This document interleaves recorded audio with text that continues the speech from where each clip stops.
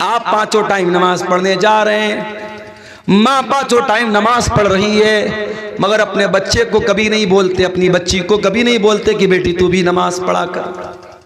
ओ मेरे प्यारे साथियों, 7 साल की उम्र में जब बच्चे को नमाजी बनाओगे तो 17 साल की उम्र में आपको कहना नहीं पड़ेगा, बच्चा ऑटोमेटिक नमाज का टाइम होगा, मस्जिद में चला जाएगा। अल्लाह के प्यारे नबी फरमाते हैं, मुरू औलादकुम बिस्सलाती वहुम अब्नाउ सबई सिनीन, जब तुम्हारे बच्चे 7 साल के हो जाएं उनको नमाज का हुक्म दो, वज़रिबूहुम अलैहा, और जब तुम्हारे बच्चे 10 साल के हो जाएं और नमाज न पढ़े तो उनकी पिटाई करो, वफ़र्रिक़ू बैनहुम फिल मज़ाज, और उनके बिस्तर अलग कर दो। 10 साल का लड़का है चाहे लड़की है, एक बिस्तर पे मत सुलाओ, या अगर बिस्तर एक है तो एक चादर में मत सुलाओ। अब आप पूछेंगे मौलाना साहब इसमें क्या हिकमत है? हिकमत है, हिकमत है। 10 साल का लड़का हो गया, समझदार हो गया, 10 साल की लड़की बालिग होने लगी है, अब 1-2 साल में बालिग, बल्कि बहुत सारी लड़कियां तो 10 साल की उम्र में भी बालिग हो जाती है। लड़का 10 साल का हो गया, लड़की 10 साल की हो गई। शरीयत हमारी मेरे भाइयों अल्लाह की बनाई हुई शरीयत है, और अल्लाह को पता है इंसान का ज़हन कहां से भटक सकता है, इंसान कहां से गलत रास्ता पकड़ सकता है। 10 साल की उम्र ये बच्चे के बचपन के अब आगे की उम्र है। अब बच्चा धीरे धीरे जवानी की तरफ बढ़ रहा है, लड़की जवानी की तरफ बढ़ रही है। इस्लाम वहीं से ब्रेक लगाता है, नहीं, एक बिस्तर पर, एक चादर में मत सुलाओ, उनके बिस्तर अलग कर दो, उनकी चादर अलग कर दो। कभी गौर करना, आप तो नमाज पढ़ते हैं, आपने अपने बच्चों को नमाज के लिए कितनी बार बोला है? इसीलिए कुरान में अल्लाह बार बार हमको ये हुक्म देता है नमाज की पाबंदी भी करना है, और अपनी फैमिली को, अपने परिवार को भी नमाज का हुक्म देना है। हजरत इस्माइल के बारे में अल्लाह कुरान में कहता है, वकान यामुरु अहलहु बिस्सलाह, इस्माइल अपने घर वालों को नमाज का हुक्म दिया करते थे। अल्लाह सूरह ताहा के अंदर फरमाता है, वअमुर अहलका बिस्सलाती वस्तबिर अलैहा, खुद भी नमाज की पाबंदी करो और अपने घर वालों को, अपने बच्चों को, अपने परिवार को भी नमाज का हुक्म दो। और हदीस में अल्लाह के नबी फरमाते हैं, रहीमल्लाहु रजुलन काम मिनल लैल, अल्लाह ताला रहमत नाजिल करे उस इंसान के ऊपर जो रात में उठ करके तहज्जुद पढ़ता है, क़ियामुल लैल पढ़ता है, वह आई कज़म रातहू, और अपनी बीवी को उठाता, अपनी अहलिया को उठाता है। अगर बीवी इनकार कर देती है, अपनी बीवी के चेहरे पर पानी छिड़क देता है, लेकिन बीवी को उठाता है, और अल्लाह ताला रहमत नाजिल करे उस औरत के ऊपर जो रात में उठ करके तहज्जुद पढ़ती है और अपने शौहर को भी उठाती है, और शौहर अगर इनकार कर देता है तो शौहर के चेहरे पर पानी छिड़क करके उसको उठाती है।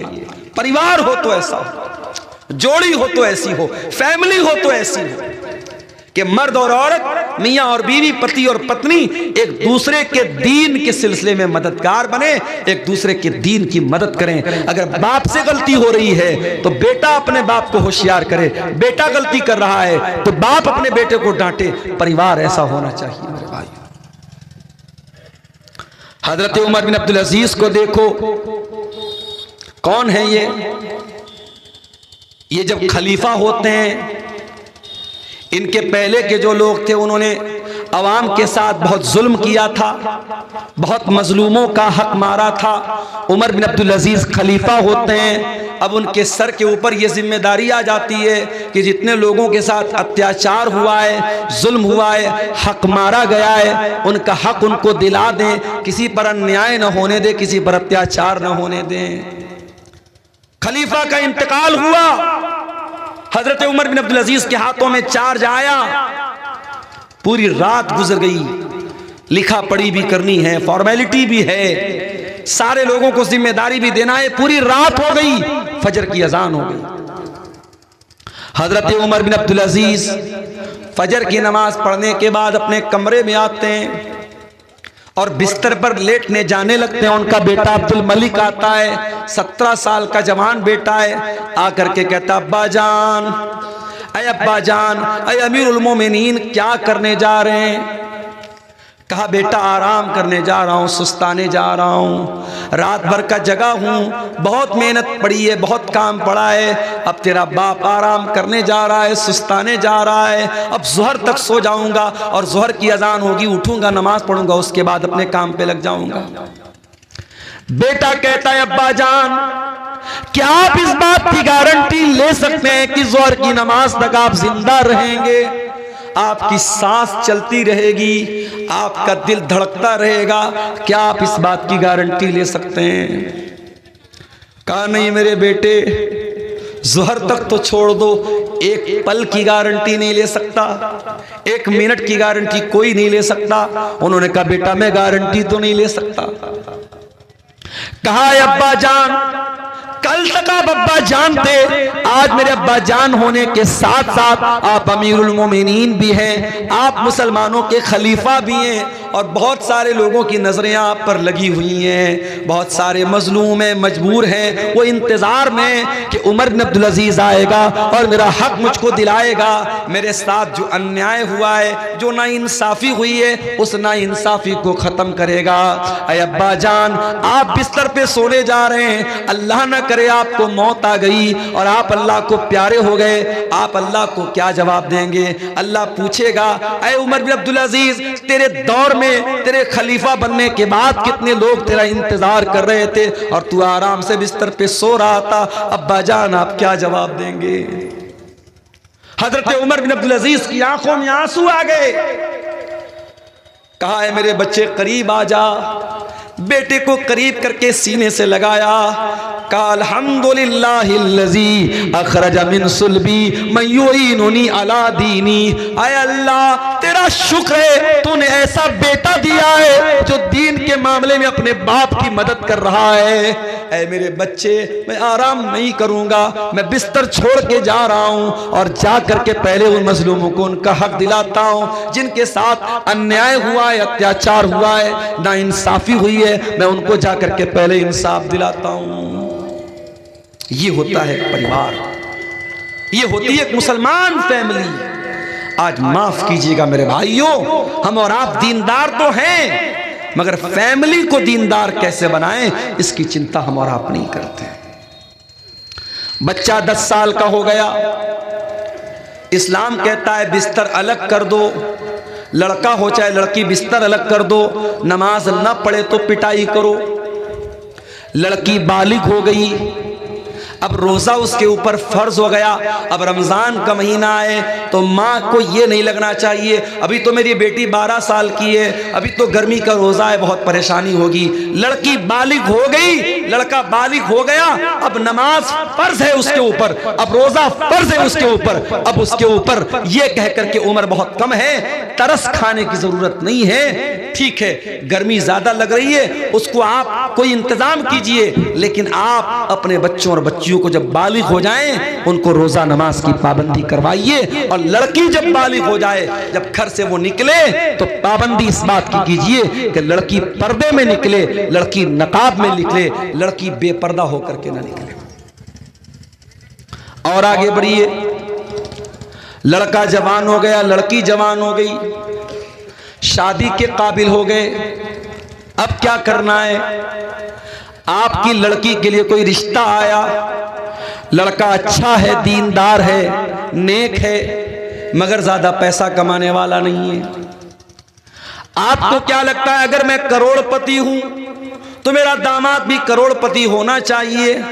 अगर मेरे पास इतनी जमीनों जायदाद है, मेरी बेटी भी जमीनों जायदाद वाले घर में जानी चाहिए, चाहे उस घर में दीन नाम की कोई चीज ना हो, इस्लाम नाम की कोई चीज ना हो, कुरान नाम की कोई चीज ना हो, मगर मेरी बेटी महल में जानी चाहिए, मेरी बेटी गरीब घर में नहीं जानी चाहिए।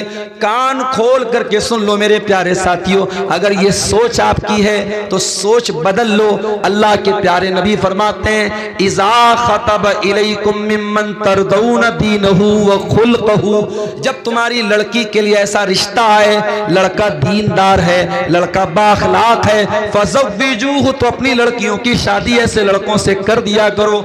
इल्ला तफ़अलू, अगर तुम ऐसा नहीं करोगे, तकुन फितनतुन फिल अर्ज़ि, तो जमीन में फसाद फैल जाएगा, फितना फैल जाएगा, बिगाड़ फैल जाएगा। आपके बिहार में तो फिर भी गनीमत है।